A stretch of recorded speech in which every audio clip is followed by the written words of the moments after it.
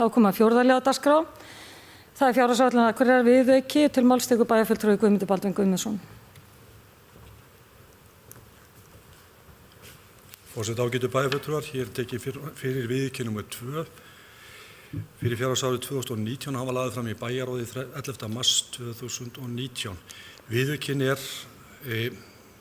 viðbóta fjárveiting vegna drenunar á svæði í bílaklúbbs Akureyrar upp á 32,2 milljónir. Þar hafa verið 22,2 milljónir sem ekki voru nýttar af fjárheimildis verkefnisins árið 2018. Jafnframt eru gerðar tilfærslur innan málaflokks félagsþjónustu vegna heimilis fyrir börn með verulega þjónustuþarfir og kostnað við öryggisgæslu.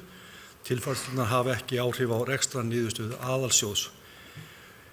Þetta þýðir að útgjaldaaukning vegna viðaukans 32,2 milljónir og mætt með lækkun á handbæru fé og lagði hér fram til samþykktar í bæjarstjórn. Takk. Bæjarfulltrúi Guðmundur Baldvin Guðmundsson lokið máli sínu, orðið laust. Sem enginn hefur kallað sér hljóðs, þeir sem geta staðfest þennan viðauka eða samþykktan, gefur merki. Það eru 11, takk fyrir það, til